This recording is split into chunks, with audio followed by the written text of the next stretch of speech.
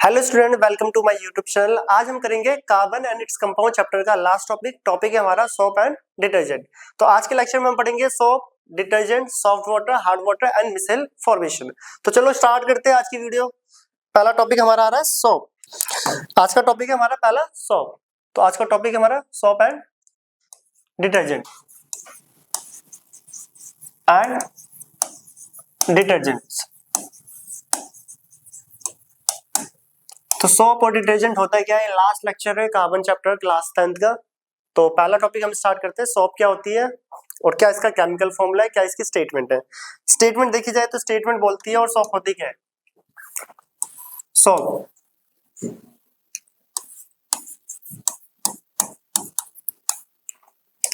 तो by statement soaps are the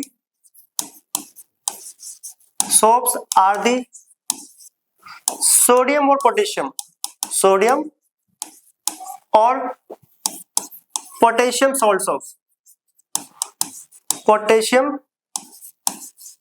salts of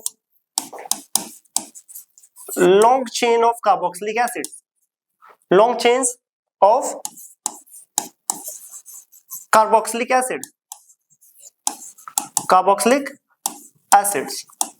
जो soaps होती है, लिखा है soaps are the long chain of soaps are the sodium और potassium salts of long chain of carboxylic acid.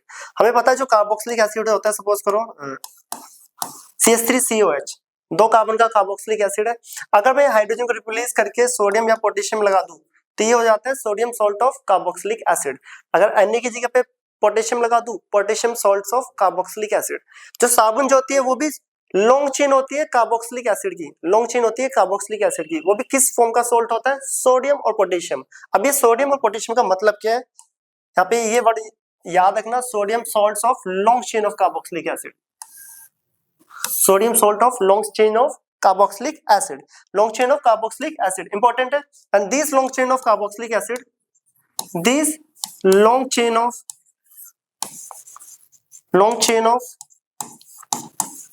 Carboxylic acid, इन long chain को क्या बोलते हैं? कार्बोक्सिलिक एसिड को हम बोलते हैं fatty acids. Carboxylic acids called fatty acids. तो सोप को हम फैटी एसिड्स भी बोलते हैं। अब क्यों बोलते हैं ना फैटी एसिड्स, और ये क्या होते हैं फैटी एसिड्स? तो देखो यहाँ पे एक वर्ड आ रहा है फैटी एसिड। क्यों? क्योंकि फैट और ऑयल को जब हाइड्रोलिसिस करा जाता है तो फॉर्मेशन होता है किसका इन फैटी एसिड, जिसको बोलते हैं लॉन्ग चेन ऑफ सोडियम और potassium salts of carboxylic acid. तब ऑयल और फैट का तो हाइड्रोलिसिस करा जाता है तो हमें क्या मिलता है? साबुन। क्या मिलता है? Long chain of sodium salt of carboxylic acid and long chain of sodium salt as well as potassium salts of carboxylic acid. तो ये यहाँ पे याद रखना, नोट करके, बहुत important statement. Because these are obtained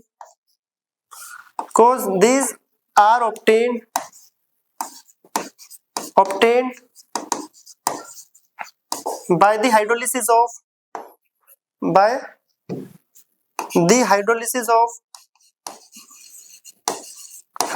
of oil and fats। Oil और fat को जब हाइड्रोलिसिस करा जाता है, इंपॉर्टेंट पॉइंट, ठीक है, ये पॉइंट बहुत इंपॉर्टेंट है। ऑयल और फैट को तब हाइड्रोलिसिस करा जाता है तो हमें मिलता है फैटी एसिड्स, और उन्हीं फैटी एसिड्स को हम क्या बोलते हैं? साबुन। ठीक है, क्या बोला जाता है? साबुन। तो डेफिनेशन सोप की क्या है? सोप्स आर दी सोडियम और potassium salts of long chain of carboxylic acid and this long chain of carboxylic acid is also known as fatty acids. साबुन को ही हम क्या बोलते हैं? Fatty acid. क्यों? क्योंकि इसके अंदर फैटी एसिड्स प्रेजेंट होते हैं। और वो फैटी एसिड्स कहां से आते हैं? तब हाइड्रोलिसिस करा जाता है ऑयल और फैट को, इसलिए इनका नाम पड़ जाता है फैटी एसिड्स। क्या पड़ जाता है? Fatty acid. तो साबुन की स्टेटमेंट क्या होती है? डेफिनेशन क्या है? ये सोप की डेफिनेशन है जो हमारे सामने। अब आता है सोप की डेफिनेशन। ठीक है, अब इसका स्ट्रक्चर कैसे दिखता है, जो कि हम आगे डिटेल में पढ़ने वाले हैं। सोप का जो मोलिकुलर स्ट्रक्चर है वही है COO नेगेटिव Na पॉजिटिव। ये एक soap molecule soap molecule, soap molecule है। देखो ये sodium, salt of carboxylic acid, COONA, COONA। और ये जो जिगजैग लाइन है इसको बोलते हैं, चलो इसके बारे में बता देते हैं, दूसरा कलर ले लेते हैं। ये जो ये लिखा हुआ है जिगजैग, जिगजैग, और इसे बॉन्ड लाइन रिप्रेजेंटेशन बोलते हैं। क्या बोलते हैं इसे? बॉन्ड लाइन, जिगजैग और बॉन्ड लाइन रिप्रेजेंटेशन। ये किस चीज को रिप्रेजेंट करता है? सपोज करो ये एक स्ट्रक्चर है जो सामने ड्रॉ है, इसमें हर एक कॉर्नर का मतलब होता है एक कार्बन एटम, हर कॉर्नर का मतलब होता है एक कार्बन एटम, जो कि आयुपेक नोमेनक्लेचर में भी हम पढ़कर आ रहे हैं। तो यहाँ पे कितने कार्बन है? 1 2 3 4 5, 1 2 3 4 5, 5 कार्बन है, कोई डबल और ट्रिपल बॉन्ड नहीं है, तो इसका नाम हो गया पेंटेन। क्या नाम है? पेंटेन। सिमिलरली बताओ इसका नाम क्या होगा? कितने कार्बन एटम है? 4, हर कॉर्नर का मतलब होता है एक कार्बन एटम, कोई भी डबल ट्रिपल बॉन्ड नहीं है, सारे सिंगल बॉन्ड है, 4 कार्बन के लिए होता है ब्यूटेन। तो ये स्ट्रक्चर है ब्यूटेन का, ब्यूटेन का। इस रिप्रेजेंटेशन को हम बोलते हैं जिगजैग और बॉन्ड लाइन रिप्रेजेंटेशन। ठीक है, तो आपने तब जब भी सोप का मॉलिक्यूल देखा होगा तो ऐसे जिगजैग लाइन बनी होती है, उस जिगजैग का मतलब है यहाँ पे ये कार्बन है 1 2 3 4 5 6 7 8। ये मैंने 8 कार्बन एटम बनाया, बट रियल में फैटी एसिड्स में 15 और 17 कार्बन एटम्स होते हैं, जो अभी हम प्रॉपर स्ट्रक्चर के साथ देखेंगे। ये एक सोप मॉलिक्यूल है और ये जिगजैग लाइन रिप्रेजेंट कर रहा है कार्बन को। किसको रिप्रेजेंट करता है? कार्बन को। तो कार्बन देखो, सोप मॉलिक्यूल सामने बना है, डेफिनेशन यही बोलती है, सोप्स आर दी सोडियम और potassium salts of long chain of carboxylic acid. ये कार्बोक्सिलिक एसिड का तो स्ट्रक्चर है, CH3 CH2 CH2, इस तरह इस टाइप से अगर हम इसे लिखें CH2 CH2 तो ये जलाएगा COONA पॉजिटिव। ठीक है, ऐसे चलता जाएगा स्ट्रक्चर, 15-17 कार्बन एटम तक चलता है। तो ये एक ही स्ट्रक्चर है जो ऊपर नीचे बना है। बुकों में ये जिगजैग बॉन्ड लाइन रिप्रेजेंटेशन के थ्रू बनाया जाता है। ठीक है, अगर मैं इस सोडियम को रिप्लेस करके पोटेशियम लिख दूं तो भी हमारा वो सोप ही कहलाएगा, क्योंकि डेफिनेशन बोलती है सोप क्या होता है, सोडियम और पोटेशियम सॉल्ट। अगर इसी को अगर आप पोटेशियम के थ्रू लिख दो, यहाँ पे पोटेशियम आ जाएगा और करके सोडियम की जगह पे K पॉजिटिव, तो भी हमारा सोप मॉलिक्यूल है। तो साबुन का मॉलिक्यूल हमने यहाँ पे ड्रॉ कर लिया। डेफिनेशन बोलती है सोप आर दी सोडियम और potassium salts of long chain of carboxylic acid. ये लॉन्ग चेन है, clear. This long chain of carboxylic acid also known as fatty acid. अब कौन कौन से फैटी एसिड्स होते हैं जो साबुन के अंदर प्रेजेंट है? कौन कौन से फैटी एसिड्स क्यों बोला जाता है साबुन को? तो पूछा जाए तो आप लिखोगे because these are obtained by the hydrolysis of fat. Fat को हाइड्रोलिसिस करके फैटी एसिड्स बनते हैं जो कि साबुन के अंदर प्रेजेंट है, इसलिए साबुन को हम फैटी एसिड्स भी बोलते हैं। अब आते हैं कि कौन कौन से फैटी एसिड साबुन के अंदर प्रेजेंट है। तो याद रखना, सोप मॉलिक्यूल का स्ट्रक्चर पता होना चाहिए, COO negative Na positive, salt है नेगेटिव पॉजिटिव दोनों रिप्रेजेंट कर रहे हैं। अगर आपको Na पॉजिटिव नहीं लिखना तो उसकी जगह K पॉजिटिव भी लिख सकते हो, क्योंकि सोडियम और पोटेशियम दोनों में से कुछ भी हो सकता है। क्लियर। अब आते हैं कौन कौन से फैटी एसिड्स यहाँ पे प्रेजेंट है। ये जो वर्ड है फैटी एसिड्स, ये इंपॉर्टेंट है, एग्जाम में आता है ये question. Next, some fatty acids present in soap। अब साबुन के अंदर कौन कौन से फैटी एसिड प्रेजेंट है, एग्जाम में पूछे जाते हैं फैटी एसिड्स के नाम और उनके फॉर्मूलाज। पहला palmitic acid, second oleic acid, important है, most important. Third stearic acid, stearic acid. साथ ही साथ इनके फॉर्मूलाज बहुत इंपॉर्टेंट है, एंट्रेंस में पूछा भी जाता है और ऑब्जेक्टिव क्वेश्चन में बहुत बार आया हुआ है और सब्जेक्टिव क्वेश्चन में भी आया है सीबीएसई बोर्ड में। फॉर्मूलाज, पल्मिटिक एसिड होता है C15H31 COOH। ये पल्मिटिक एसिड, ये फैटी एसिड साबुन के अंदर प्रेजेंट है।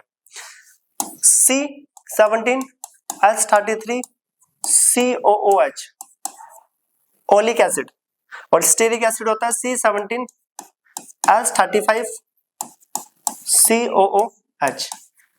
तो ये सम फैटी एसिड जो कि प्रेजेंट होते हैं किसके अंदर, साबुन के अंदर। ये फैटी एसिड साबुन के अंदर प्रेजेंट है, देखो पीछे लिखा भी हुआ था यहाँ पे, this long chain of carboxylic acid, कौन से है वो, फैटी एसिड। फैटी एसिड क्यों बोले जाते हैं, क्योंकि फैट से मिल रहे हैं। अब वो कौन से फैटी एसिड्स हैं जो साबुन के अंदर प्रेजेंट है, सॉरी कौन से फैटी एसिड है जो साबुन के अंदर प्रेजेंट होते हैं, palmitic acid, oleic acid and stearic acid, ये सारे फैटी एसिड साबुन के अंदर प्रेजेंट है। ठीक है, ये साबुन के अंदर प्रेजेंट है। अगर कोई पूछे सोप का केमिकल फॉर्मूला बताओ या केमिकल नेम, तो कैसे बताओगे, तो आप सोप के जो ब्रांड है उनके नाम नहीं बताने, केमिकल फॉर्मूला और केमिकल नेम हमें बताना है। तो इन हाइड्रोजन को रिप्लेस करके मैं सोडियम लगा दूं तो वो क्या बन जाएगा, क्या बन जाएगा, साबुन। देखो chemical formula of soap, chemical formula and name of soap, साबुन का केमिकल फॉर्मूला। तो मैंने यहाँ पे बोला भी था ऊपर, याद होगा, ये पल्मेटिक एसिड, अगर मैं H की जगह पे क्या लिख दूं, C15H31 COONA, C15H31 COONA। तो क्योंकि सोप की डेफिनेशन होती है, सोप्स आर दी सोडियम और पोटेशियम, सोडियम और पोटेशियम सॉल्ट्स ऑफ, सोडियम और potassium salts of long chain of carboxylic acid. ये कार्बोक्सिलिक एसिड है, long chain, C15 long chain carboxylic acid है। अगर मैं इसका सोडियम सॉल्ट बना दूं या पोटेशियम सॉल्ट बना दूं, वो ही साबुन होती है, वही क्या होता है, साबुन। H को रिप्लेस करके Na लगा दूं तो ये बन गया केमिकल कंपोनेंट, या बोल सकते हैं केमिकल नेम ऑफ सोप और केमिकल स्ट्रक्चर और केमिकल फॉर्मूला ऑफ सोप। अब इसका नाम क्या होगा, नाम वही है, देखो सब में 8 लग जाएगा। पल्मेटिक एसिड था, Na आ गया तो पल्मिटेट, सोडियम पल्मिटेट हो गया नाम, सोडियम, सोडियम लग गया ना, पल्मिटेट। तो इस साबुन का नाम है सोडियम पल्मिटेट। ऑयलिक एसिड था, C17H33 COONA, Na लगाया तो क्या हो गया, सोडियम, सोडियम ऑयलेट, OLEATE। इस साबुन के नाम है सोडियम पल्मिटेट, सोडियम ऑयलेट। सिर्फ क्या करना है, H को रिप्लेस करके Na या पोटेशियम में आप यूज कर सकते हो। नेक्स्ट सोडियम स्टीरेट, तो बताओ सोडियम स्टीरेट का फॉर्मूला क्या होगा, spelling stearate, stearate RATE, C17H35 COONA। तो जो सोप की डेफिनेशन है वो इस फॉर्मूले पे बनी है, soaps are the long chain of, soaps are the sodium और potassium salts of long chain of carboxylic acid. Long chain carboxylic acid इसलिए बोला है क्योंकि कार्बन 15 17 काफी लॉन्ग है, और किसके सॉल्ट है, सोडियम या फिर पोटेशियम, और कार्बोक्सिलिक एसिड दिख ही रहा है। और ये जो एसिड है वो कहां से आ रहे हैं, इनको फैटी एसिड्स बोलते हैं, फैट और ऑयल को हाइड्रोलिसिस करके आता है। तो ये इंपॉर्टेंट है, साबुन की डेफिनेशन इसी फॉर्मूले पे बनती है। ठीक है, साबुन की जो डेफिनेशन हम पढ़ के आए पीछे, सोप की डेफिनेशन, यार सोप्स आर दी सोडियम और potassium salts of long chain of carboxylic acid. तो समझ आ गया होगा कि कार्बोक्सिलिक एसिड यहाँ पे क्यों बोला है, लॉन्ग चेन का क्या मतलब है, क्योंकि कार्बन 15 एंड 17 है, और सोडियम और पोटेशियम सॉल्ट हमने लगा के देख लिया।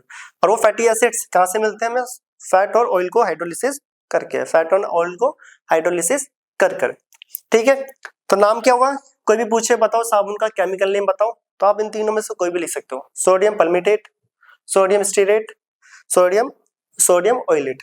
और पोटेशियम के केस में बोलना है, फॉर्मूला बिल्कुल सेम है, बस Na की जगह पे क्या आ जाएगा, K, Na की जगह पे क्या आ जाएगा, K। इसी को कॉपी पेस्ट कर लेते हैं हम यहाँ पर,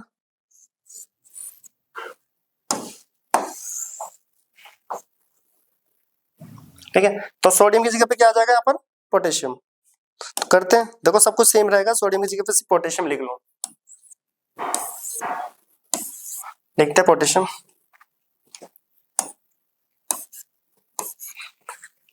नेम सोडियम पल्मिटेट था तो उसका नाम हो जाएगा potassium palmitate, sodium oleate, potassium oleate, sodium stearate, potassium stearate.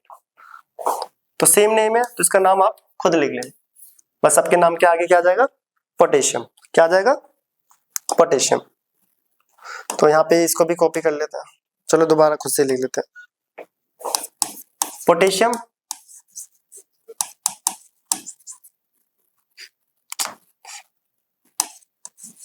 Potassium परमिटेट, second का पोटेशियम ऑयलेट, क्योंकि ऑयलिक एसिड है ना, ओलिएट, स्पेलिंग में ओलिएट, ठीक है, OLEATE, एंड इसका हो जाएगा पोटेशियम स्टीरेट,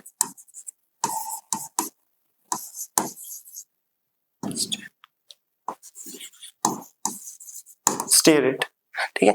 तो सोडियम और पोटेशियम, तो सोप की डेफिनेशन का मतलब समझ आ गया होगा कि साबुन होते क्या। अब डेफिनेशन याद नहीं करनी, समझ चुके हैं। Soaps are the long chain, या सोप्स आर दी सोडियम और potassium, soaps are the sodium और potassium salts of long chain of carboxylic acid, ये दिख रहे हैं लॉन्ग चेन, इन्हीं को बोलते हैं सोप। तो साबुन के अंदर कौन कौन सा फैटी एसिड्स होते हैं आपको पता होना चाहिए, ठीक है।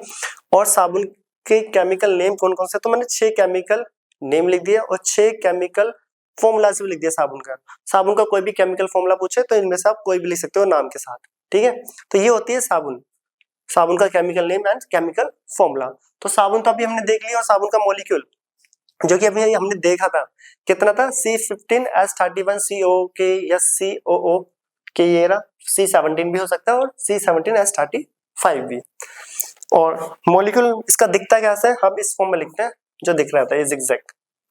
अगर हम यहाँ पर नेक्स्ट पेज वापस आओ, इस पे अगर मैं इसका पोटेशियम परमिटेट या फिर सोडियम परमिटेट का मॉलिक्यूल स्ट्रक्चर बनाऊं, कैसा दिखेगा ये, कितने कार्बन है, 15 कार्बन देख लो, 1 2 3 4 5 6 7 8 9 10 11 12 13 14 15 1 2 3 4 5 6 7 8 9 10 11 12 13 14 15 COONA। तो ये सॉप मॉलिक्यूल है, कितने कार्बन है देखो, हर कॉर्नर का मतलब कार्बन होता है, 1 2 3 4 5 6 7 8 9 10 11 12 13 14 15। एक और बना देंगे क्योंकि एक कार्बन हो रहा है, और ये बना दिया मैंने एक 16, COONA पॉजिटिव। अब देखो कार्बन 15, 1 2 3 4 5 6 7 8 9 10 11 12 13 14 15, कार्बन 15। इसके साथ हाइड्रोजन आप डाल ही लोगे टेट्रावैलेंसी पूरा करने के लिए, जो कि हाइड्रोजन आ जाएंगे 31, और लास्ट में आ गया COONA,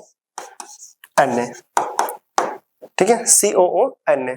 और ये जिगजैग जिसे बॉन्ड लाइन रिप्रेजेंटेशन बोलते हैं, क्लास 11th की ऑर्गेनिक में भी पढ़ते हैं, तो नहीं भी पता तो याद रखना बॉन्ड लाइन और जिगजैग फॉर्म। तो ये होता है स्ट्रक्चर, मोलिकुलर स्ट्रक्चर ऑफ साबुन का। इसी टाइप से यहाँ पे आप 2 कार्बन और बढ़ा दो, वो किसका फॉर्मूला बन जाएगा, किसका, सोडियम ऑयलेट का। इसी टाइप से हम किसका बना सकते हैं, सोडियम स्टीरेट का। तो ये था हमारा किसका फॉर्मूला, सोडियम परमिटेट। अब आते हैं साबुन, तो हो गया साबुन का भी स्ट्रक्चर और इसका क्लीनिंग एक्शन, तो हम आगे बढ़ेंगे। पहले पढ़ते हैं soft water and hard water क्या होता है, तो इसके बाद आएंगे हम डिटर्जेंट पे अपने टॉपिक पे, ठीक है। तो इसे नोट करें, ये बहुत इंपॉर्टेंट है, इसी से साबुन की डेफिनेशन बनी है, और सोप का रियल मतलब क्या होता है, ठीक है। ये फैटी एसिड्स क्या थे, क्या उनके फॉर्मूलाज है, और साबुन की जो स्टेटमेंट है, सोप की जो स्टेटमेंट है वो कैसे यहाँ पर बनी है। अब हम आते हैं किस पे, वाटर पे, soft water and hard water. से नोट करें, हम आते हैं नेक्स्ट स्लाइड पर। तो अगला टॉपिक हमारे soft water and hard water. तो टॉपिक लिख लेते हैं सॉफ्ट एंड हार्ड वाटर,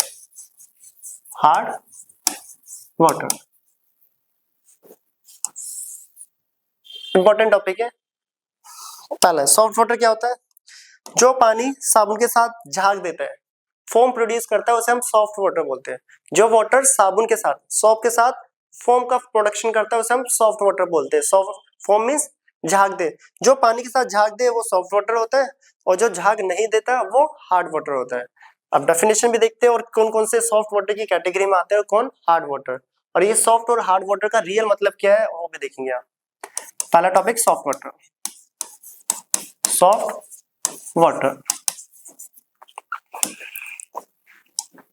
तो डेफिनेशन देख लो, वाटर which produced फॉर्म, इसको लेथर भी बोलते हैं, LATHER, ठीक है। फॉर्म लिख लो अगर वो वर्ड याद नहीं हो रहा। Water which produce foam with soap is known as soft water, soft water. जो पानी के साथ झाग दे, फॉर्म प्रोड्यूस करे, लेथर बोलते से, लेदर ऐसे भी बोलते हैं, ठीक है। लेथर फॉर्म वर्ड लिख लेना, ज्यादा इजी है। Water which produce foam with soap is known as soft water. जो पानी के साथ झाग दे, ठीक है, सॉरी पानी के साथ नहीं, जो साबुन के साथ झाग दे उसे हम क्या बोलते हैं, सॉफ्ट वाटर। पानी के साथ साबुन के साथ क्या दे, झाग दे, उसे बोलते हैं soft water. Example soft water की कैटेगरी में कौन कौन आते हैं? पहला होता है डिस्टिल वाटर, डिस्टिल्ड वाटर। इसको आप घर पे इजीली कर भी सकते हो। आपके घर में मीठा पानी आता है, उसमें साबुन घोल कर देखना, झाग बन रहा है तो पानी मीठा है। अगर झाग प्रॉपर नहीं बन पा रहा, फटा फटा या पीपीटी के फॉर्म में, स्कम के फॉर्म में, तो वो क्या होगा, हार्ड वाटर। तो यहाँ पे डिस्टिल वाटर सॉफ्ट वाटर की कैटेगरी में आता है। ये फॉर्म प्रोड्यूस करता है, फॉर्म प्रोड्यूस करता है किसके साथ, सोप के साथ। And second demineralised water, demineralised water, demineralised water soft water की कैटेगरी में आता है। डीमिनरलाइज्ड वाटर होता है फ्री फ्रॉम मिनरल्स, जिसके अंदर मिनरल्स ना हो, उसे बोलते हैं demineralised water, free from minerals. Important है। नेक्स्ट और क्या कौन होता है, सॉफ्ट वाटर। टैप वाटर भी सॉफ्ट वाटर की कैटेगरी में आता है। वैसे देखो टैप वाटर कई बुकों में हार्ड वाटर लिखा होता है, कईयों में सॉफ्ट, पर जनरली टैप वाटर जो होता है वो सॉफ्ट वाटर की कैटेगरी में आता है। तो टैप वाटर हो गया, डिस्टिल वाटर हो गया, डीमिनरलाइज्ड वाटर हो गया, ये सब क्या है, सॉफ्ट वाटर। रेन वाटर भी, रेन वाटर, यहाँ पे हम एसिड रेन की बात नहीं कर रहे, नॉर्मल रेन वाटर, ठीक है, सॉफ्ट वाटर की कैटेगरी में आता है।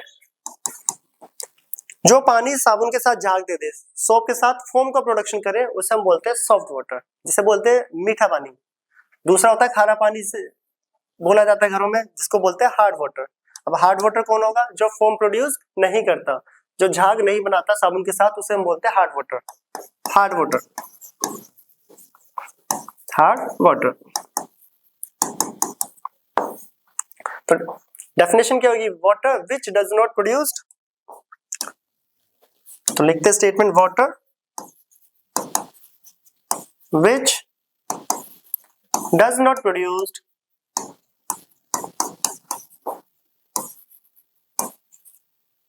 foam, lether with soap is known as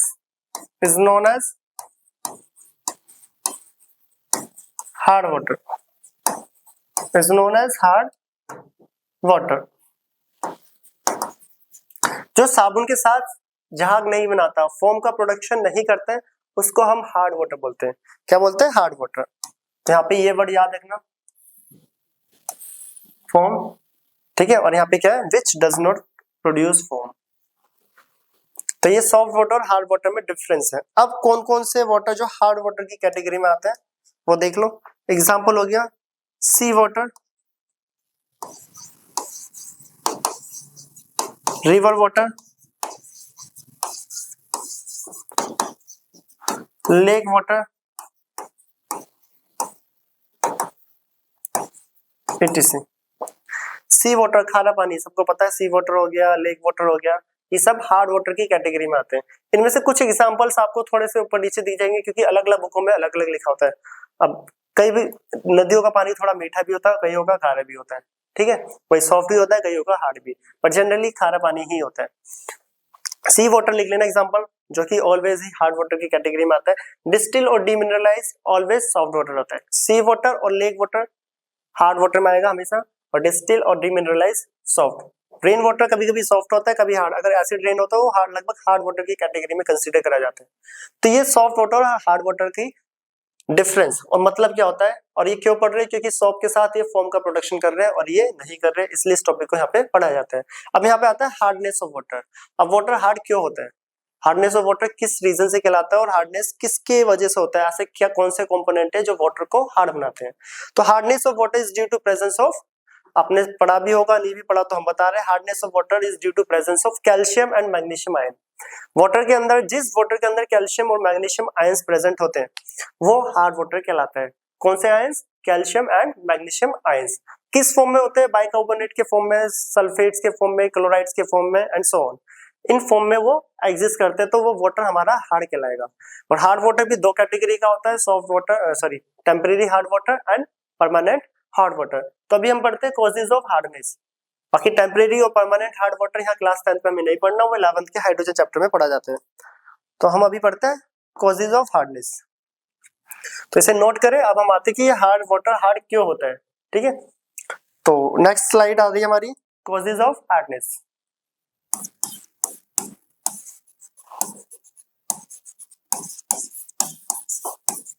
hardness, अब ये भी इंपॉर्टेंट है, पता होना चाहिए, एग्जाम में पूछा जाता है। अब hardness of water is due to presence of, पानी हार्ड किसके वजह से होता है? कैल्शियम एंड मैग्नीशियम आयन, ठीक है। Hardness of water, hardness of water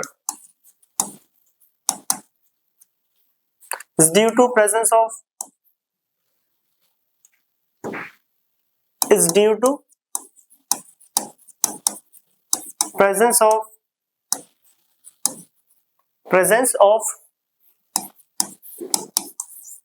bicarbonates,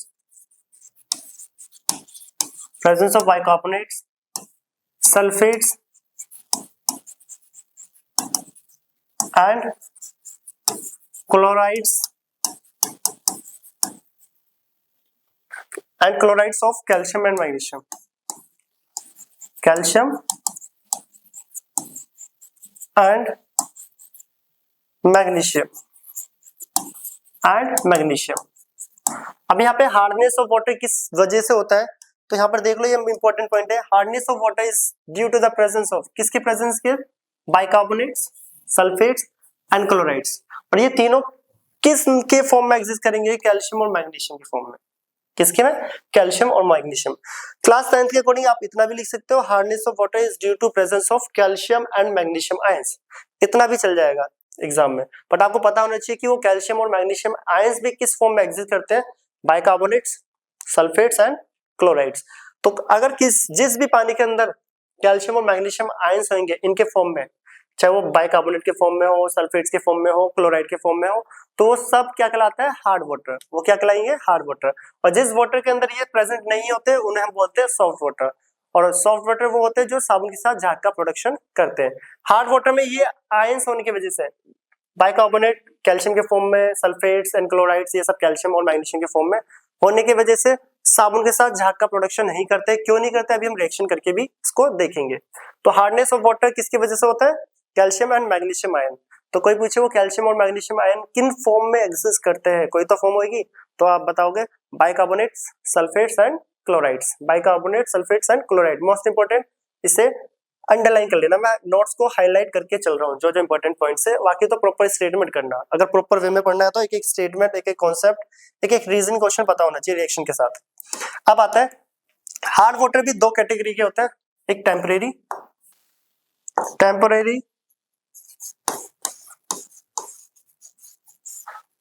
hard water, एक होता है temporary hard water and second permanent hard water and permanent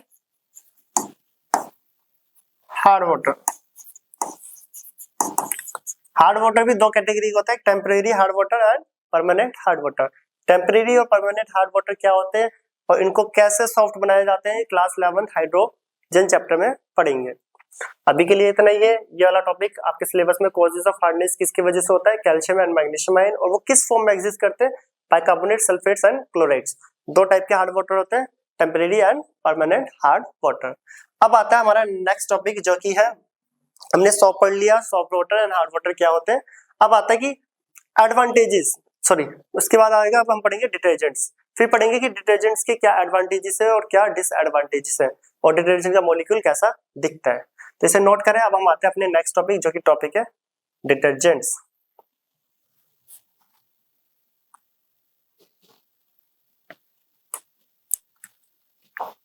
soap तो हमें समझ आ गया, अब आता है हमारा अगला टॉपिक है डिटर्जेंट, मोस्ट इंपॉर्टेंट डिटर्जेंट्स। तो घरों में यूज होती है सर्फ, शैम्पूज, वो डिटर्जेंट्स की कैटेगरी में आते हैं। सर्फ मान लो अभी के लिए, सर्फ। डिटर्जेंट्स होते क्या है? तो सोप तो क्या आता है, सोप की डेफिनेशन थी, सोप्स आर द सोडियम और potassium chain of long chain of sodium और potassium salts of long chain of carboxylic acid, जो कि हमें जिनको हम फैटी एसिड्स भी बोलते थे, और वो fatty acids oil and fat से मिलते थे। कार्बोक्सिलिक एसिड की लॉन्ग फॉर्म होती थी सॉल्ट के फॉर्म में। अब डिटर्जेंट्स क्या होते हैं? डिटर्जेंट्स क्या होते हैं, इसकी डेफिनेशन क्या बोलती है, और ये क्या ये भी कार्बोक्सिलिक एसिड की लॉन्ग फॉर्म है? तो देखते हैं। Detergents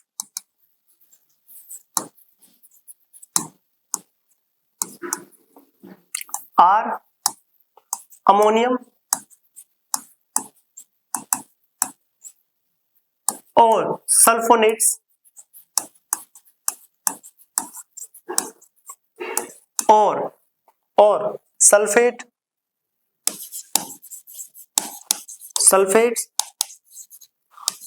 salts of long chains of hydrocarbons। तो किसकी लॉन्ग चेन होती है? हाइड्रोकार्बन्स। किसकी? Hydrocarbons.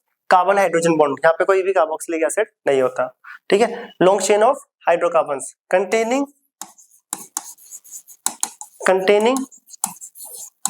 12 to 18 carbon atoms, 18 carbon atoms.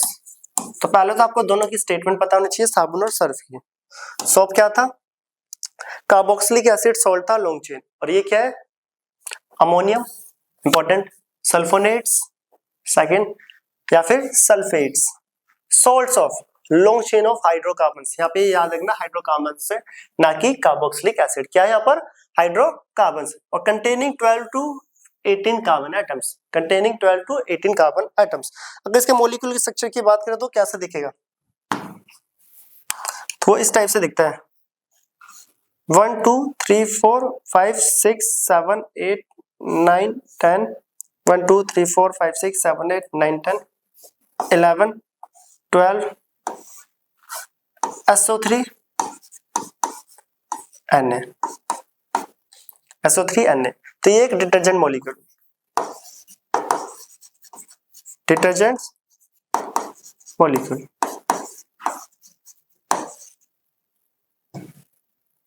Detergent molecule, detergent molecule. तो ये डिटर्जेंट मॉलिक्यूल होता है, देखो 12 to 18 कार्बन एटम। मैंने कार्बन कितने लिए? 1 2 3 4 5 6 7 8 9 10 11 12 कार्बन एटम है। SO3 Na, सल्फोनेट और सल्फेट्स फॉर्म, ठीक है। और अमोनियम की फॉर्म भी हो सकती है, यहाँ पर आपको दिख जाएगा। तो ये स्ट्रक्चर है किसका? मोलिकुलर स्ट्रक्चर है किसका? Detergent molecule. और सॉप मॉलिक्यूल में यहाँ पे क्या फर्क था? COO Na होगा या COO पोटेशियम, और सोडियम और पोटेशियम सॉल्ट्स होते हैं। अब हम आते हैं किसमें? ये तो हो गया हमारा डिटर्जेंट का मॉलिक्यूल, बेसिक डिटर्जेंट होता है क्या। अब डिटर्जेंट के क्या बेनिफिट्स है over soap? Advantages of detergents over soap. पहले हम एडवांटेजेस पढ़ेंगे, फिर देखेंगे कि साबुन हार्ड वाटर के साथ क्या बनाता है। ये सब चीजें अब हम नेक्स्ट स्लाइड्स पे करेंगे। अब हम लेते हैं अपनी नेक्स्ट स्लाइड। नेक्स्ट टॉपिक हमारा advantages of detergents over soap. तो पहले टॉपिक का नाम हम लिख ले, ये एग्जाम में पूछा भी जाता है, एडवांटेजेस। कि advantages of synthetic detergent over soap. अब एडवांटेजेस ऑफ डिटर्जेंट्स, जो कि एग्जाम में सबसे ज्यादा पूछे जाने वाला क्वेश्चन है, सब सोप और डिटर्जेंट से क्या एडवांटेजेस होते हैं और क्या डिसएडवांटेजेस, ठीक है। पहले हम पढ़ रहे हैं एडवांटेजेस। किसके एडवांटेजेस? डिटर्जेंट्स के। पहला advantages, first, detergents, synthetic detergents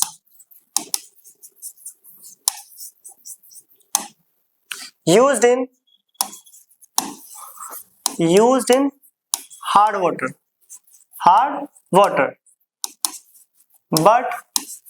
but soap used in hard water to form white PPT और scum। अब ये इंपॉर्टेंट पॉइंट, जो डिटर्जेंट्स होता है, डिटर्जेंट उसे हम सॉफ्ट वाटर में तो यूज करते ही हैं। देखो सॉफ्ट वाटर में तो साबुन को भी यूज कर सकते हैं और डिटर्जेंट को भी। अब बात आती है हार्ड वाटर, हम पीछे पढ़ के भी आए थे, साबुन हार्ड वाटर में क्या फॉर्म प्रोड्यूस नहीं करती, बट डिटर्जेंट हार्ड वाटर में भी यूज कर सकते हैं। अगर आपको कपड़े धोने तो डिटर्जेंट अगर आपके पास है तो चाहे सॉफ्ट वाटर हो या हार्ड वाटर, डिटर्जेंट दोनों में ही यूज हो जाता है। बट जो साबुन है वो हार्ड वाटर में फॉर्म का प्रोडक्शन नहीं करती, पीछे पढ़ के भी आया, हार्ड वाटर में फॉर्म का प्रोडक्शन होएगा ही नहीं, तो क्या बना देता है साबुन, व्हाइट पीपीटी और स्कम। क्यों, अब रिएक्शन के थ्रू इसे हम समझ रहे हैं। इसका क्वेश्चन भी आता है कि reaction of soap with hard water, जो बोर्ड में क्वेश्चन आता है, क्वेश्चन ये आता है reaction of soap with hard water, साबुन की हार्ड वाटर के साथ रिएक्शन करके बताओ और क्या होगा अगर साबुन हार्ड वाटर के साथ रिएक्ट करेगी। तो साबुन जब हार्ड वाटर के साथ यूज करते हैं, उसे रिएक्ट करते हैं, तो व्हाइट पीपीटी और स्कम का फॉर्मेशन होता है, व्हाइट प्रेसिपिटेट बनता है। अब कैसे बनता है वो देखते हैं। अभी हमने पीछे साबुन का फॉर्मूला पढ़ा था, जैसे कि C15H35 COONA, ये साबुन है। इस साबुन का नाम क्या है, sodium stearate, sodium stearate. C17 बोला था, 15 लिख दिया गलती, C17H35 COONA, सोडियम स्टीरेट, ये साबुन का नाम है। ये जब हार्ड वाटर के साथ रिएक्ट करती है, और हम पीछे पढ़ के हार्ड वाटर किसकी वजह से हार्ड होते हैं, कैल्शियम एंड मैग्नीशियम आयंस, तो ये रहा वो कैल्शियम आयंस Ca2 पॉजिटिव, ये हार्ड वाटर में प्रेजेंट होते हैं, इसी की वजह से वाटर हार्ड कहलाता है, हार्ड वाटर। तो साबुन की हार्ड वाटर के साथ हम रिएक्शन यहाँ पर करके देख रहे हैं। जब साबुन हार्ड वाटर के साथ रिएक्ट करते हैं तो देखो इस पूरे का ये नेगेटिव होता है और ये positive, C17H35 COO negative, C17H35 COO, इस पूरे पे क्या चार्ज है, नेगेटिव -1, जैसे हमने 9th में फॉर्मूला सीखा था। और कैल्शियम पे कौन सा चार्ज है, +2, याद है, क्लास 9th में पढ़ के आए हो फॉर्मूला। तो ये दोनों कैसे फॉर्मूला बनाएंगे, C17H35 COO ट्वाइस और क्या आ जाएगा वहां, Ca। तो ये मैंने फॉर्मूला बनाना सिखाया अभी। जैसे इस पूरे पे चार्ज होता है H35, द्वारा बता देते हैं, CO इस पे होता है नेगेटिव और कैल्शियम पे क्या है, +2। तो बताओ फॉर्मूला क्या बना, C17H35 COO whole twice Ca, तो इसका नाम हो जाएगा calcium stearate, calcium stearate, calcium stearate. और साथ के साथ क्या निकल गया, sodium ion, sodium ion. Reaction को अगर हम बैलेंस करें तो रिएक्शन हो चुका है ये बैलेंस, सोडियम आयंस। और जो ये कैल्शियम स्टीरेट है, जो ये कैल्शियम स्टीरेट बना है, यही होता है व्हाइट पीपीटी और स्कम, फटा हुआ झाग जिसे बोलते हैं, फटा फटा सा। हार्ड वाटर के साथ साबुन को यूज करोगे तो वो कपड़े को वॉश नहीं कर पाती, सही से साफ नहीं कर पाती। क्यों, क्योंकि साबुन हार्ड वाटर के साथ रिएक्ट करके पीपीटी का फॉर्मेशन बना देता है, फॉर्म बनता ही नहीं है अच्छे से, और वो साबुन आपकी वेस्ट चली जाएगी, और वॉश करोगे क्लॉथ को तो साबुन आपकी वेस्ट चलेगी और कपड़े साफ होंगे नहीं। ये है वो रिएक्शन, ठीक है। तब साबुन को हम हार्ड वाटर के साथ रिएक्ट करते हैं तो व्हाइट पीपीटी और स्कम का फॉर्मेशन होता है, उसका नाम है कैल्शियम स्टीरेट। बाकी साबुन के बहुत सारे नाम, आप किसी भी साबुन को कैल्शियम के साथ भी कर लो या फिर मैग्नीशियम आयन के साथ भी। मैग्नीशियम के साथ करोगे तो मैग्नीशियम स्टीरेट हो जाएगा नाम, ठीक है। यहाँ पे मैग्नीशियम आयंस आ जाएगा, मैग्नीशियम के साथ करके देखना reaction, Mg2 positive, same formula हो जाएगा, बट यहाँ पे मैग्नीशियम आ जाएगा, मैग्नीशियम स्टीरेट। उस रिएक्शन को भी खुद से कंप्लीट कर लेना। तो पहला, synthetic detergent use in hard water. Detergent को तो हम यूज कर सकते हैं हार्ड वाटर के साथ, बट साबुन को हार्ड वाटर के साथ रिएक्ट यूज नहीं कर सकते, क्योंकि हार्ड वाटर के साथ क्या बनाता है, वो व्हाइट पीपीटी और स्कम का फॉर्मेशन करता है। आपकी साबुन जो है वो वेस्ट चली जाएगी, कपड़े को धो ही नहीं पाएगी। तो ये पहला एडवांटेज है डिटर्जेंट का ओवर सोप, साबुन के ऊपर। तो ये फर्स्ट मोस्ट इंपॉर्टेंट, ये अलग से भी क्वेश्चन आता है, मैं बता भी रहा हूँ, ये बोर्ड में आया भी हुआ है कि what will happen if soap react with hard water, क्या होगा जब साबुन हार्ड वाटर के साथ रिएक्शन करेगी, तो रीजन बताओ रिएक्शन करके। ये रहा व्हाइट पीपीटी, इसका बनाता, ये इसकी रिएक्शन और full marks. Next second advantages जो कि हम लिख रहे हैं यहाँ पर, यही नीचे लिख लेते हैं। क्लीनिंग एक्शन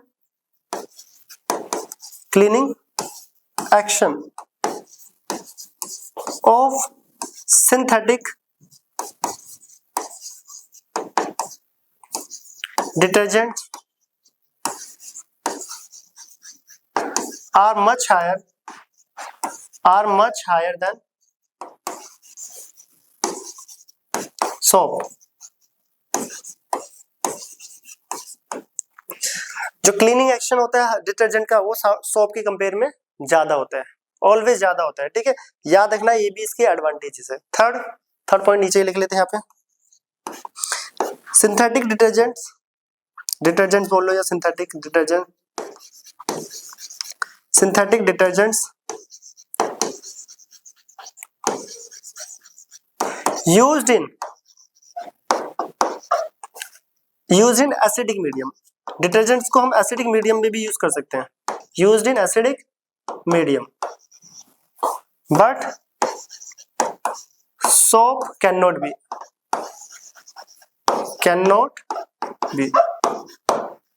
एसिडिक मीडियम में हम डिटर्जेंट को यूज कर सकते हैं बट साबुन को नहीं कर सकते। ये थर्ड एडवांटेज है डिटर्जेंट का ओवर सोप, इसे नोट करें। अब हम फोर्थ पॉइंट लिखते हैं, बहुत इंपॉर्टेंट है, एग्जाम में हर बार आता है कि एडवांटेजेस पूछे जाते हैं डिटर्जेंट के, जो कि ये है।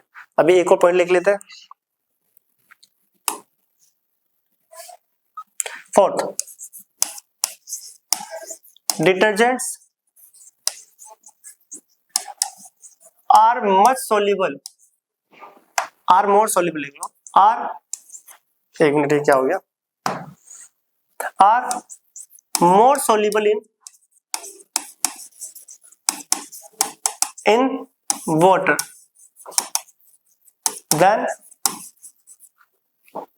soap and hence and produced more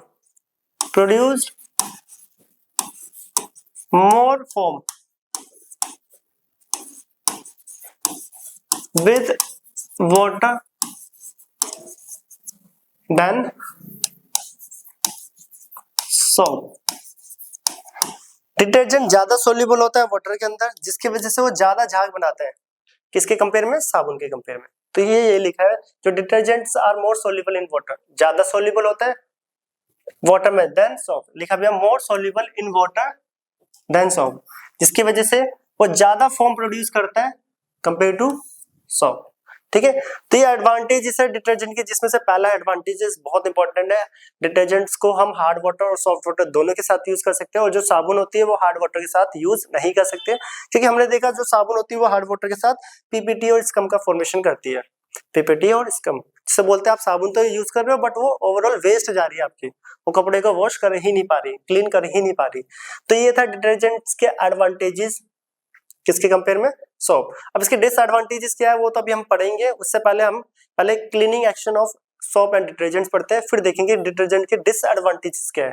advantage तो हमने पढ़ लिया, अब डिटर्जेंट के डिसएडवांटेजेस, उससे पहले cleaning action of soap and detergents and micelle formation क्या होता है उसमें, वो हम पढ़ने वाले हैं, तो इसे नोट करिए, मोस्ट इंपॉर्टेंट टॉपिक। और अब हम आते हैं नेक्स्ट टॉपिक पे।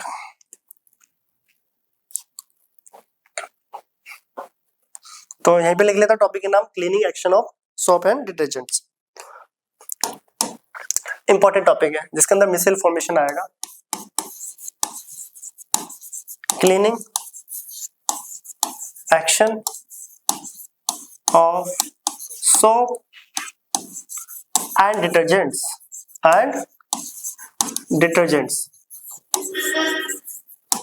तो सोप और डिटर्जेंट्स का क्लीनिंग एक्शन हम यहाँ पे करने वाले हैं, इंपॉर्टेंट है बहुत ज्यादा।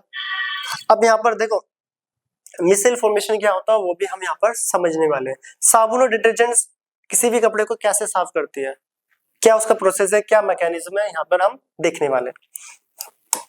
तो जो साबुन और डिटर्जेंट होती है उसका स्ट्रक्चर तो मॉलिक्यूलर स्ट्रक्चर हम पढ़ के आए हैं, उसी पहले मॉलिक्यूलर स्ट्रक्चर के बारे में पढ़ रहे हैं कि वो मॉलिक्यूलर स्ट्रक्चर में कौन सा पार्ट क्या होता है। तो सोप एंड डिटर्जेंट, सोप और detergent molecule consist two parts। जो सोप और डिटर्जेंट का मॉलिक्यूल है वो दो पार्ट को कंसिस्ट करते हैं। कौन कौन से, तो यहाँ पे हम बना लेते हैं। तो अभी हम पीछे पढ़ के ही आए हैं इस टाइप से, ठीक है। SO3 Na भी था, पीछे देखो दिखा देते दोबारा, कहा गया डिटर्जेंट SO3Na, ये रहा SO3 ऑक्सीजन पर नेगेटिव। इसी टाइप से हमने साबुन का भी देखा है, CO नेगेटिव Na,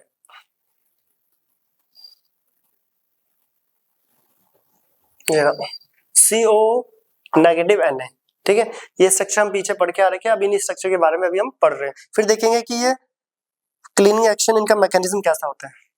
तो अब हम आते हैं अपने टॉपिक पे।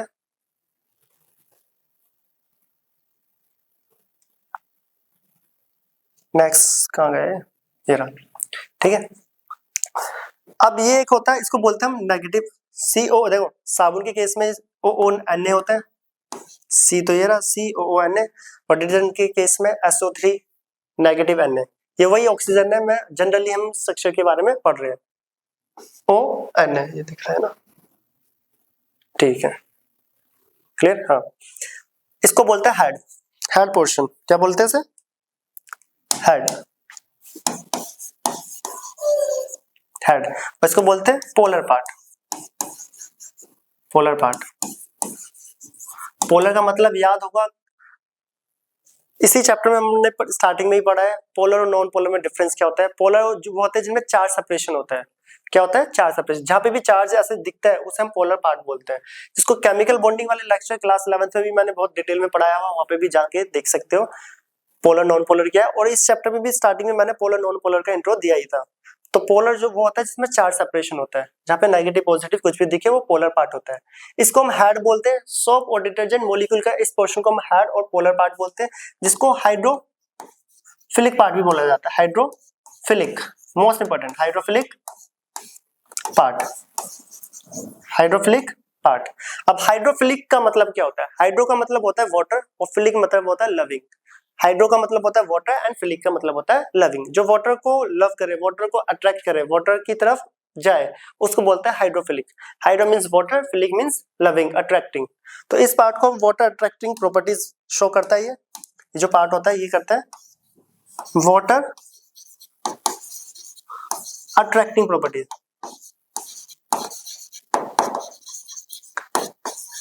Water attracting property. तो याद रखना, हेड जो होता है वो पोलर पार्ट होता है, अलग अलग नाम से ही पूछ लेते हैं। हेड को बोलते हैं पोलर पार्ट, जिस पे चार्ज होता है, क्योंकि पोलर का मतलब ही होता है चार्ज सेपरेशन। जिसको हम hydrophilic, hydro means water, philic means loving, water loving, water attracting बोल लो, जो वाटर को लव करे और ऑयल और ग्रीस को हेट करे, ठीक है, इस वे में भी बोल सकते हो। तो हेड का मतलब हाइड्रोफिलिक पार्ट, हाइड्रो का मतलब वाटर और फिलिक का मतलब लविंग, वाटर लविंग पार्ट।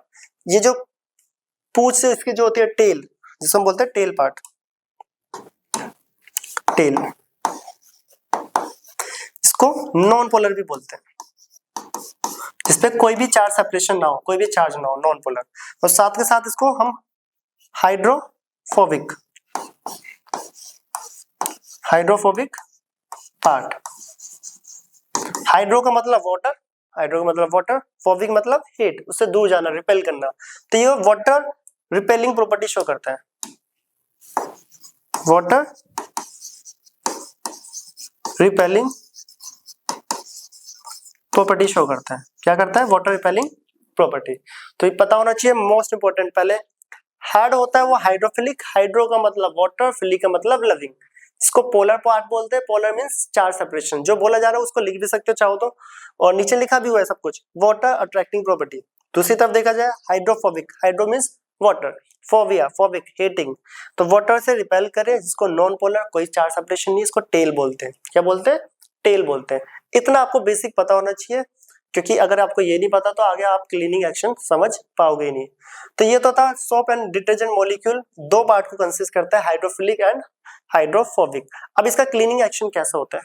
अगर साबुन या सर्फ, सोप और डिटर्जेंट, ठीक है, और लिखा हुआ दोनों में से किसी एक का समझ लो, दोनों सेम ही है। तो साबुन या डिटर्जेंट को जब हम पानी में डालते हैं तो उसका क्लीनिंग एक्शन कैसे वर्क करता है, कैसे सोप मॉलिक्यूल कपड़ों को साफ कर रहे हैं, इस चीज को अब हम समझने वाले हैं। तो पहले आते in at the surface of water और inside the surface of water, तो इसे नोट करें। अब हम आते हैं at the surface of water, most important ये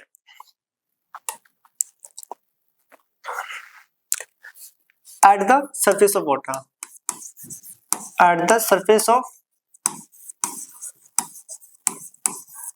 वाटर। तो यहां पर एक चीज और देख लेना, यहाँ पे इंपॉर्टेंट है, जो वाटर को रिपेल कर रहे हैं वो ऑयल को अट्रैक्ट करते हैं, ठीक है, अपोजिट होता है। जो वाटर को रिपेल कर रहे हैं वो ऑयल और ग्रीस को अट्रैक्ट करेंगे, और जो वाटर को अट्रैक्ट कर रहे हैं वो ऑयल और ग्रीस को रिपेल करेंगे। इस वे में भी आप इसे पढ़ सकते हो, जो वाटर को रिपेल करे वो ऑयल और ग्रीस को अट्रैक्ट करते हैं, और जो वाटर को अट्रैक्ट करे वो ऑयल और ग्रीस को रिपेल करते हैं। ये लाइन भी नीचे आप लिख सकते हो अपनी नॉलेज के लिए, क्योंकि ऑयल की टाइप डस्ट भी हम पढ़ेंगे और नॉर्मल डस्ट के बारे में भी। तो हम आते हैं inside the water, sorry eight the surface of water. तो हम यहाँ पे एक बीकर ले लेते हैं समझने के लिए, ठीक है, ये दो बीकर ले लिया, इसको साइड में कर लेते हैं। At the surface of water,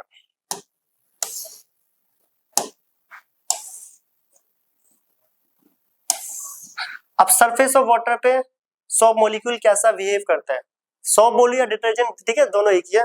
तो एक अगर स्किप भी हो जाए बोलते टाइम तो समझ जाना, सरफेस ऑफ वाटर पे सोप और डिटर्जेंट मॉलिक्यूल कैसे बिहेव करता है, ये मोस्ट इंपोर्टेंट।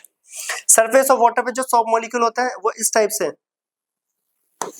मैं स्ट्रक्चर बना के दिखा देता हूं। ये एक सोप मॉलिक्यूल है, पीछे पता चल चुका है हमें सोप मॉलिक्यूल होता है। सोप मॉलिक्यूल कैसा दिखता है, क्या होता है, ठीक है। सरफेस ऑफ मॉलिक्यूल पे सोप मॉलिक्यूल इस टाइप से बिहेव करता है। ऐसा क्यों? क्योंकि अभी अभी हमने पीछे पढ़ा है जो आयनिक पार्ट है, ये रहा आयनिक पार्ट, नेगेटिव लिखा हुआ है आयनिक पार्ट, ठीक है, आयनिक पार्ट भी बोल लो इसे, आयनिक पार्ट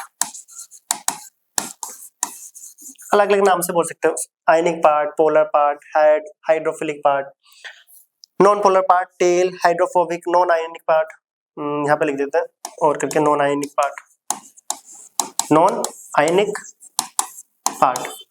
आई होप आपको ये दिख रहा होगा यहाँ पर, ठीक है, नॉन आयनिक पार्ट। अब आयनिक पार्ट, आयनिक पार्ट क्या होता है, वो वाटर, आयनिक पार्ट जो है, देखो अगर स्टेटमेंट के अकॉर्डिंग देखा जाए ये आयनिक पार्ट है जिसको बोलते हैं हाइड्रोफिलिक। हाइड्रोफिलिक का मतलब क्या होता है, जो वाटर को अट्रैक्ट करे या वाटर की तरफ अट्रैक्ट हो, वाटर लविंग पार्ट को बोलते हैं। तो ये पार्ट कॉमन सी बात है, वाटर की तरफ अट्रैक्ट करेगा, ये पार्ट क्या करेगा, वाटर की तरफ अट्रैक्ट करेगा। तो ये पार्ट वाटर की तरफ अट्रैक्ट करा, ये आयनिक पार्ट, तो ये वाटर पे ऐसे ही रहेगा। और जो टेल वाला पार्ट होता है वो वाटर से रिपेल करता है, इसलिए वाटर से क्या है वो दूर, वाटर से क्या जा रहा है वो दूर, इसलिए उसे बोलते हैं नॉन आयनिक पार्ट, जो वाटर से क्या जा रहा है दूर दूर। हाइड्रोफोबिक, वाटर रिपेल कर रहा है वो, ठीक है।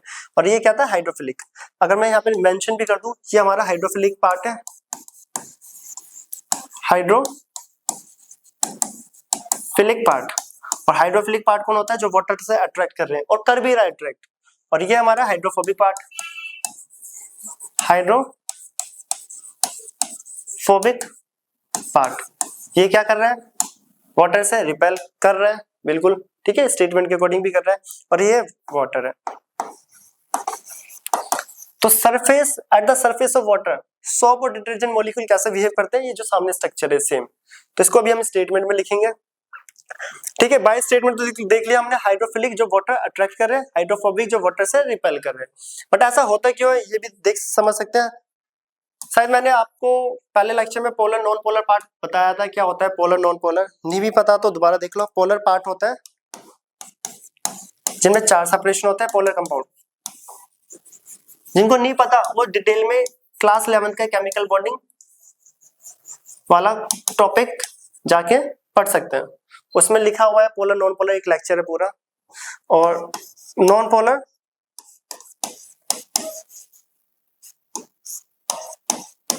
No charge separation, no charge separation.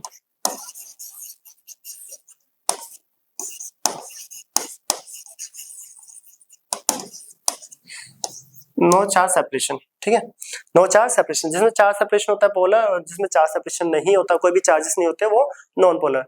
और सॉल्युबिलिटी की बात करें तो एक लाइन मैंने बताई भी हुई है, like dissolve like, like dissolve like.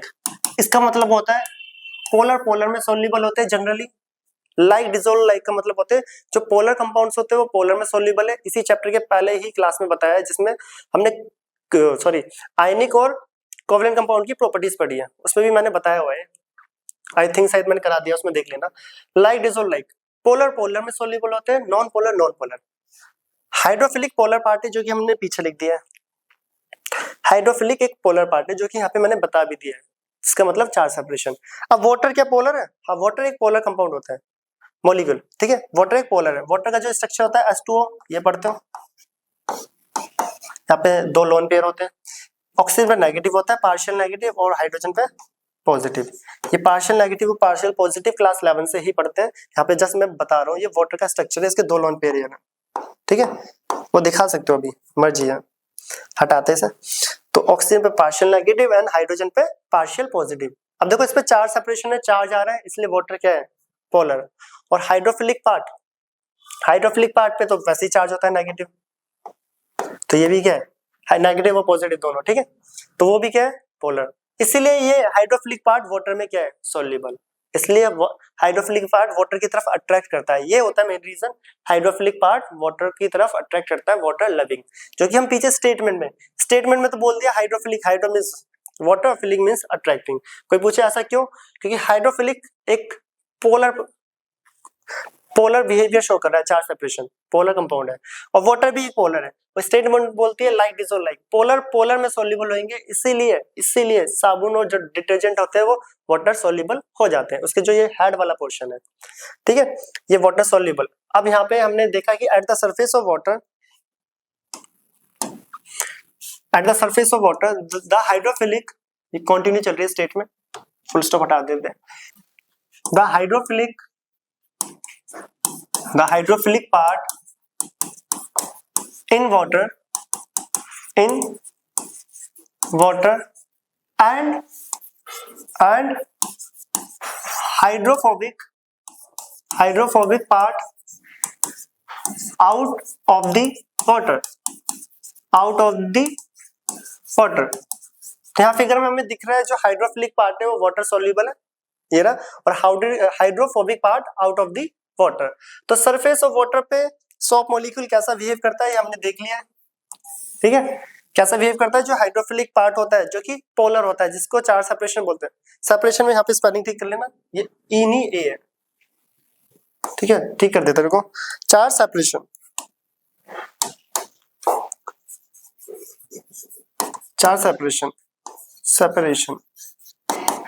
ठीक है, चार्ज सेपरेशन। तो जो हाइड्रोफिलिक पार्ट होता है वो वाटर में सॉल्युबल होता है, और जो हाइड्रोफोबिक होता है वो वाटर से above, out of the water. Surface of water पे सोप मॉलिक्यूल और डिटर्जेंट मॉलिक्यूल कैसा बिहेव करता है ये हमने यहाँ पर देख लिया है। अब आता है अगला, इनसाइड द वाटर। अब inside the water soap molecule कैसा बिहेव करता है ये हम पढ़ने वाले हैं। इसका स्क्रीनशॉट इसे नोट कर ले, क्योंकि हम अगला टॉपिक पे आ रहे हैं इसी का, कि इनसाइड द वाटर सोप और डिटर्जेंट मॉलिक्यूल कैसा बिहेव करता है, और मिसेल फॉर्मेशन भी हम देखेंगे यहाँ पर। इसे नोट करें, हम आते हैं नेक्स्ट स्क्रीन पर। अब आता है inside the water, inside the water, inside the water. तो यहाँ पे मैं पहले बीकर ले लेता हूँ, एक पहले तो स्क्रीन का कलर चेंज करता है,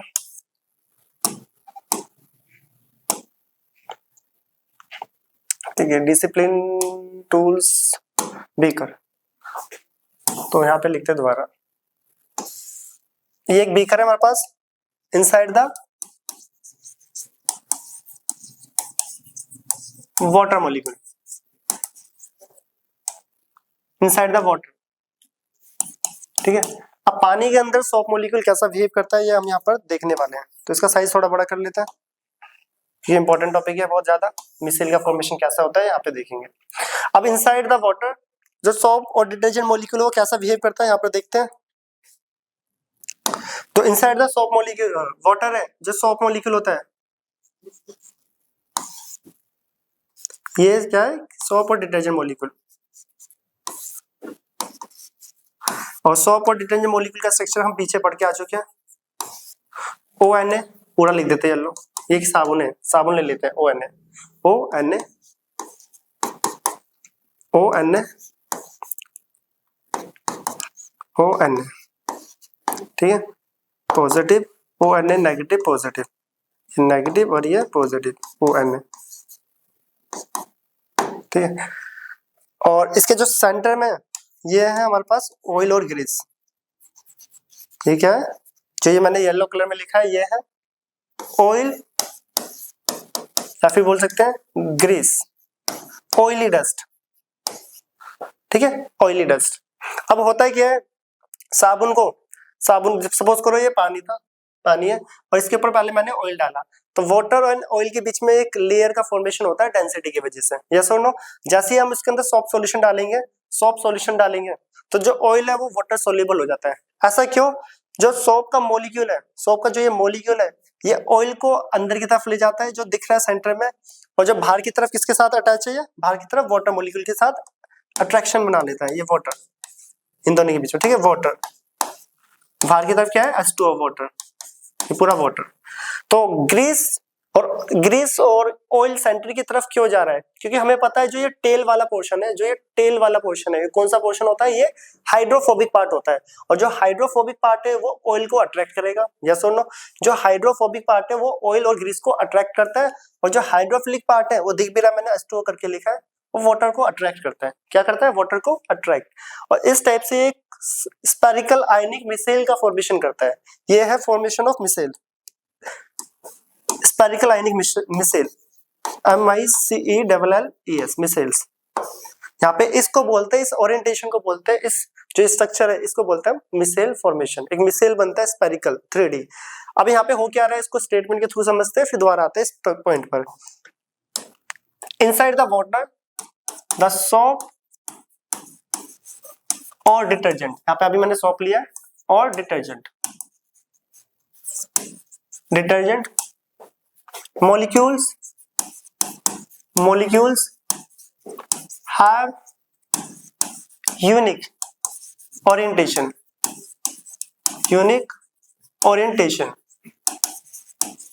एक यूनिक ओरिएंटेशन शो करता है। द नॉन पोलर कौन सा होता है? टेल होता है, ये टेल, ये जो टेल वाला पोर्शन है, ठीक है, ये होता है नॉन पोलर। ये पीछे पढ़ के आया है, ये डॉट डॉट करके जो मैंने दिखाया है ये टेल वाला पोर्शन है। जो ये नॉन पोलर टेल है, the non polar tail attracted या डिसॉल्व लिख सकते हो, the non polar tail dissolve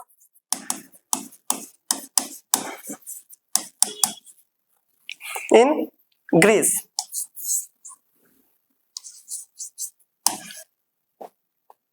attracted लिख लो या डिसॉल्व, अट्रैक्टेड वर्ड ज्यादा सही रहेगा, डिसॉल्व भी चलो ठीक है।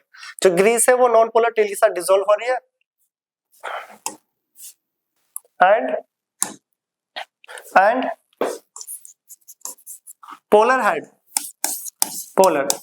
पोलर कौन सा है? ये जो ONA हेड होता है polar, and polar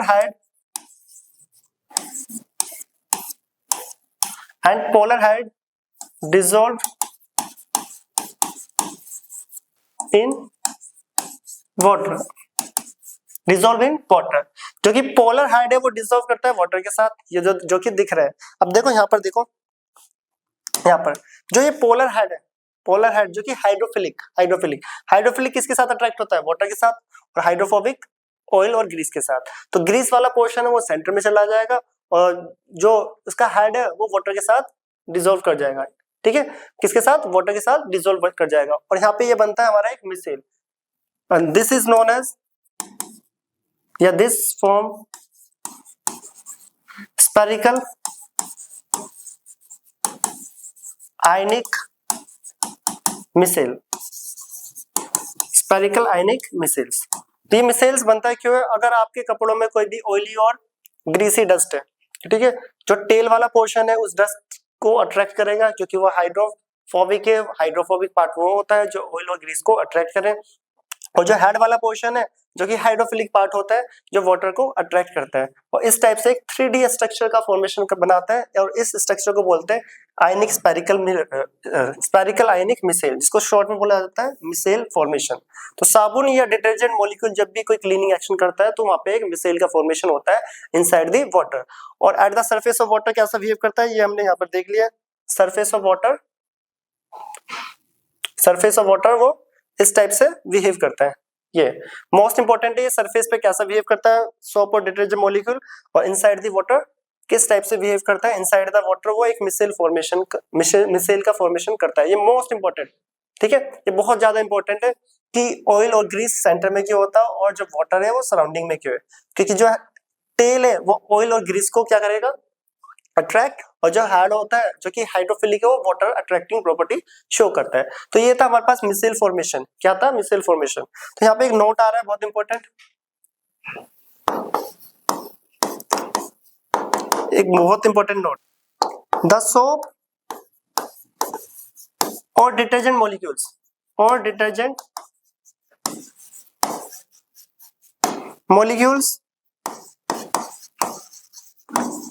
are attracted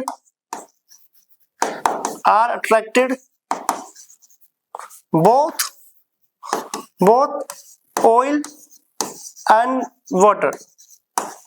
अब ये लाइन बहुत इंपॉर्टेंट है। क्या है इसका मतलब? देख लो, तो इसको मैं अंडरलाइन कर देता हूँ। द सोप और डिटर्जेंट मॉलिक्यूल, हमने देखा है एक सोप मॉलिक्यूल, ठीक है, सोप और डिटर्जेंट मॉलिक्यूल अट्रैक्ट करती है किसको? Both oil and water. जो सोप मॉलिक्यूल है वो ऑयल को भी अट्रैक्ट कर रही है और वाटर को भी। ऑयल और वाटर दोनों को अट्रैक्ट करती है, जिसकी वजह से वाटर का सरफेस टेंशन रिड्यूस हो जाता है। वाटर का सरफेस टेंशन क्या हो जाता है? Reduce.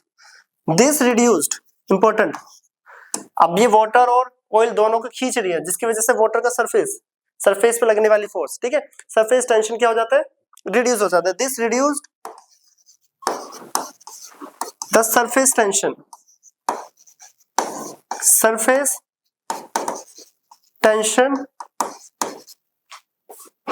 of water and stable emulsion of oil in water is formed। ये बहुत इंपॉर्टेंट लाइन, बहुत ज्यादा इंपॉर्टेंट है। अब इसका मतलब क्या है? तो पहले इसको मैं देखो अंडरलाइन कर दूं। This reduce the surface tension of water and stable emulsion of oil in water is formed. अब हमें पता है जब ऑयल को वाटर के अंदर डाला जाता है तो ऑयल वाटर के सरफेस पे क्या करता है? फ्लोट करता है। क्या करता है? फ्लोट। बट जैसे हम उसमें सोप सॉल्यूशन डाल के उसको स्टिर करें, उसको घुमाए, तो देखा होगा जो क्या होता है, ऑयल वाटर में सोल्यूबल हो जाता है सोप सॉल्यूशन के अंदर। ऐसा क्यों? ऐसा इसलिए होता है जो सोप मॉलिक्यूल होता है वो सरफेस टेंशन, वाटर के जो सरफेस टेंशन है, सरफेस पे लगने वाली फोर्स, ठीक है, सरफेस टेंशन की वजह से वो क्या करता है? फ्लोट करता है। सरफेस टेंशन को घटा देता है, वाटर की सरफेस टेंशन को रिड्यूस कर देता है। क्यों कर देता है?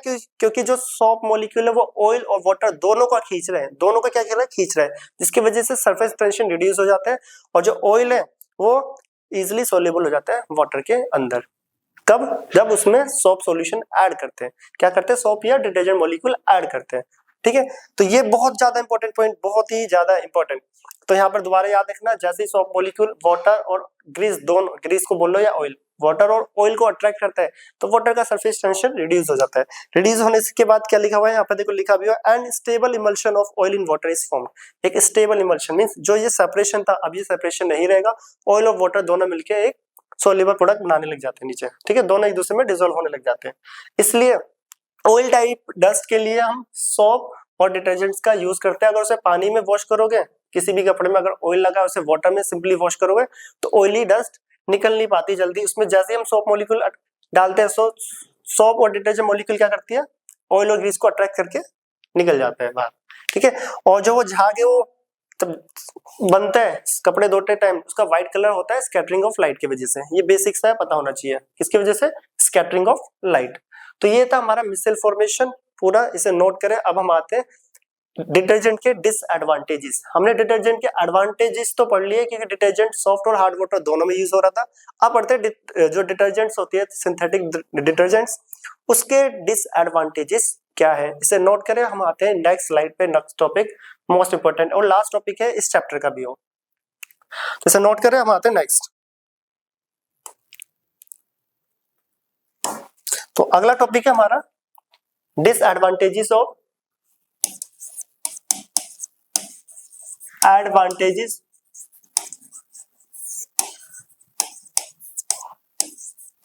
Detergents over soap. तो डिटर्जेंट के डिसएडवांटेजेस क्या है, तो एडवांटेजेस तो हमने देख लिए थे, अब हम आते हैं डिसएडवांटेजेस जो कि बहुत इंपॉर्टेंट है, देख लेना। और जो साबुन होती है soaps are 100% biodegradable,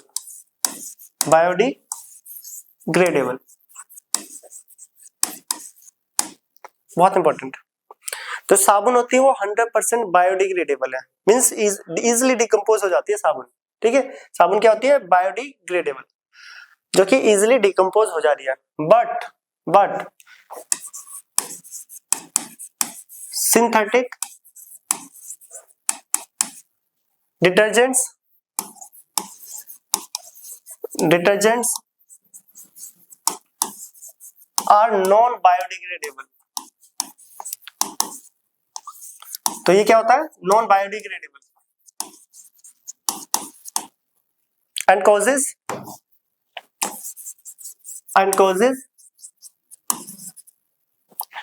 soil and water pollution, soil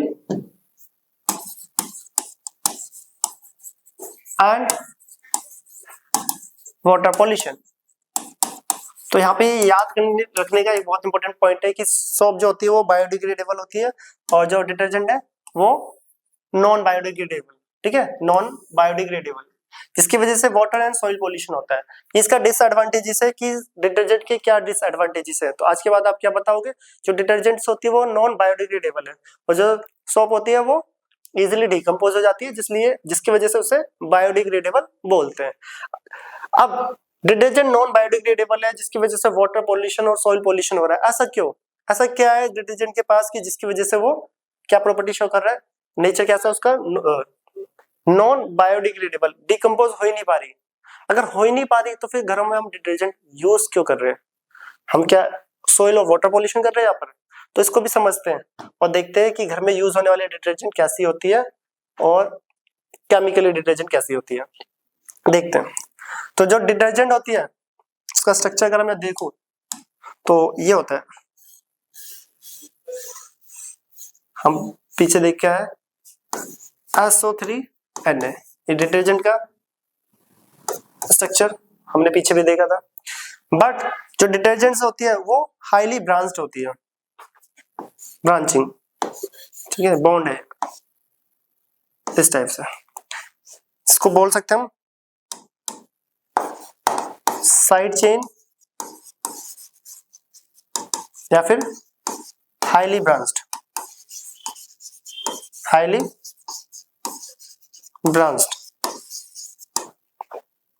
तो ये जो स्ट्रक्चर है highly branch structure of detergent, highly branched structure of detergent. अब ये ब्रांचिंग करती क्या है, हमें पता है जो बायोडिग्रेडेबल सब्सटेंस होते हैं वो डिकम्पोज हो जाते हैं नेचर में मींस गल जाते हैं, ऑयल सॉइल में कन्वर्ट हो जाते हैं, गल के क्या सॉइल में कन्वर्ट हो जाते हैं जो भी बायोडिग्रेडेबल है। जैसे कागज है उसको पटक दो तो कुछ दिन या कुछ महीने बाद वो डिकम्पोज होकर सॉइल में कन्वर्ट हो जाते हैं। और डिकम्पोज कौन करते हैं, डिकम्पोजर्स, जिसमें माइक्रो ऑर्गेनिज्म और स्मॉल बैक्टीरियाज, माइक्रोस्कोपिक बैक्टीरियाज और माइक्रो ऑर्गेनिज्म डिकम्पोज करते हैं, ठीक है। बट डिटर्जेंट के केस में क्या होता है, जो बैक्टीरियाज होते हैं और जो माइक्रो ऑर्गेनिज्म है वो इस साइड चेन ब्रांचिंग की वजह से इस ब्रांचिंग को ब्रेक नहीं कर पाते, इस ब्रांचिंग को ब्रेक नहीं कर पाते, जिसकी वजह से मॉलिक्यूल डिकम्पोज नहीं हो पाता, ठीक है। इस ब्रांचिंग को ब्रेक नहीं कर पाते वो बैक्टीरिया, नेचर में ऐसा कोई भी बैक्टीरिया नहीं है जो इस हाईली ब्रांच चेन को ब्रेक कर दे। अगर ब्रेक नहीं कर पा रहे तो ये डिकम्पोज नहीं हो रहा, डिकम्पोज नहीं हो रहा, इसलिए इसको क्या बोला गया है, नॉन बायोडिग्रेडेबल, ठीक है। तो फिर घरों में डिटर्जेंट यूज क्यों हो रही है, अगर ये डिकम्पोज नहीं हो पा रहा। अब जो घरों में डिटर्जेंट यूज होती है, देख लो, याद रखना, इसी हाईली ब्रांचिंग की वजह से ये एक नॉन बायोडिग्रेडेबल है, डिकम्पोज नहीं हो पाता, ठीक है, इसी हाईली ब्रांच स्ट्रक्चर की वजह से। तो यहाँ पे लिख भी दू, ड्यू टू, चलो इसको आंसर करके लिख देते हैं, due to highly branch structure of detergent it is, full stop, ये कॉमा करके, इट इज नॉन या बायोडिग्रेडेबल,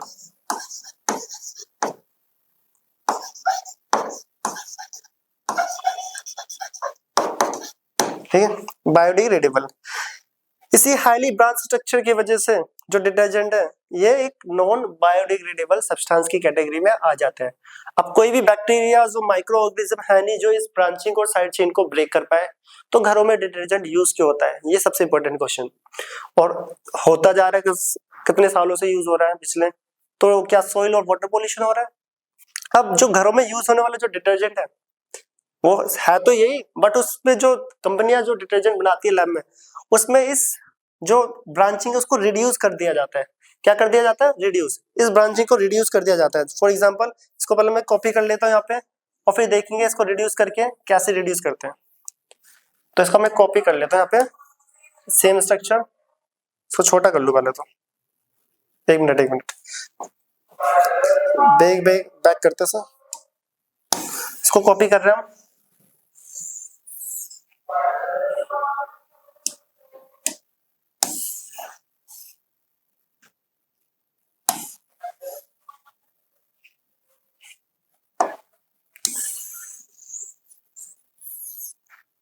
तो इसको कॉपी कर लेते, पहले इसको मैं छोटा कर लूं, ठीक है। ये हमारे पास स्ट्रक्चर है किसका,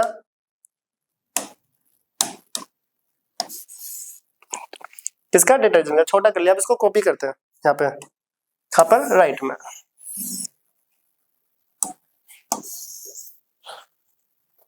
तो ये एरो को हटा लेते हैं यहाँ पर। तो देख लो, अब घरों में होने वाली डिटर्जेंट और इसमें क्या फर्क है। सेम स्ट्रक्चर को मैंने कॉपी पेस्ट करा है। जो घरों में डिटर्जेंट यूज होती है उसको क्या करा जाता है, लैब में इस टाइप की डिटर्जेंट बनानी पड़ती है कि जिसकी जो ये साइड चेन, जो ये ब्रांचिंग है, ये कम से कम हो। ब्रांचिंग अगर कम से कम होगी, सपोज करो इसमें मैं 2-4 ब्रांचिंग को हटा दूं, मैंने क्या करा है यहाँ पे, ब्रांचिंग को रिड्यूस कर दिया है, डिक्रीज कर दिया है। अब बैक्टीरिया से डिकम्पोज तो कर पाएंगे पर थोड़ा सा टाइम लगेगा, ठीक है, थोड़ा सा टाइम लगेगा, बट अब ये कुछ टाइम बाद, कुछ सालों में जाके डिकम्पोज हो जाएगी, कुछ महीने या कुछ सालों में जाके, क्योंकि हमने इसकी ब्रांचिंग को क्या कर दिया, रिड्यूस।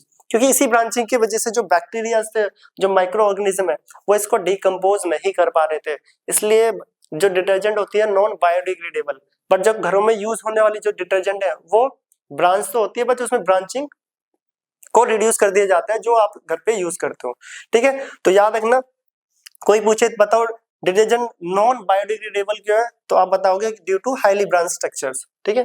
इसकी वजह से बैक्टीरिया इसको डिकम्पोज नहीं कर पा रहे, माइक्रो ऑर्गेनिज्म डिकम्पोज नहीं कर पाते। फिर क्वेश्चन ये आता है कि फिर हम घरों में डिटर्जेंट यूज क्यों करते हैं, और कर रहे हैं तो क्या सॉइल और वाटर पोल्यूशन नहीं हो रहा। तो वहां पे हमें आंसर देना कि वहां पे जो ब्रांचिंग है उसको रिड्यूस कर दिया जाता है। ये सब वाइवा टाइप में पूछा जाता है, क्योंकि सिलेबस में इतना है नहीं क्लास 10th में, तब भी पता होना चाहिए।